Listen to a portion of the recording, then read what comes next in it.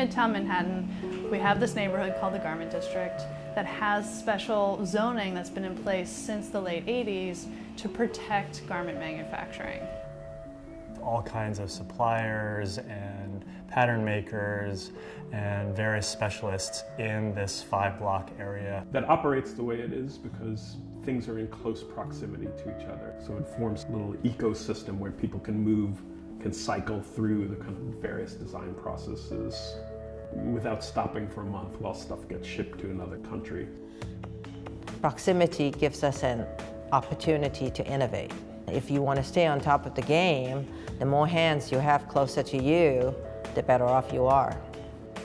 The city was looking to rezone that area to basically get rid of manufacturing, which would make it almost impossible for all these hundreds of smaller companies to continue existing.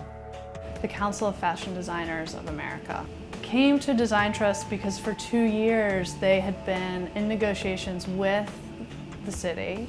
So they came to Design Trust and said, we need to do a project to come up with an alternative plan for the city.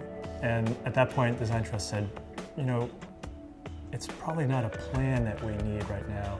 We just need to understand better how this thing works and what is its value to the city, because it provided specific services to designers, but also because it provided economic diversity to the city, it provided jobs to recent immigrants especially, and it provided a certain identity to Midtown.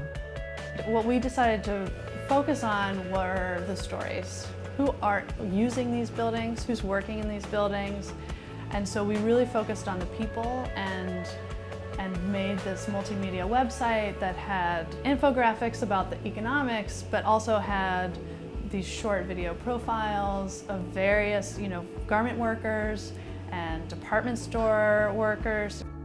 We had small cutting rooms. We had little factories that would do small runs of product for us. And it was amazing because I was able to start a business that has grown into over $100 million at retail with a $5,000 initial loan. And that opportunity would not have been here for me if it hadn't been for the small manufacturers in this neighborhood. What the project showed was there's so much going on that a casual observer would have no idea about. If you just showed up, you got off the subway at 34th Street and you walked through the garment district, you would see some kind of shabby looking fabric shops, and you might see people pushing carts around that have dresses on them. But you would have no idea the kinds of production and creative activity and design that was taking place on the floors above. And without someone going in and spending time talking to people and crunching data, you end up thinking, well, there's not much here going on. Of course it makes sense to rezone it and encourage more hotels and more high-end residential. Those make all kinds of economic sense for the city if you're not looking at what's there now closely. I initially thought this project was about fashion. And in the end, this project was not about fashion. This was a project about a neighborhood.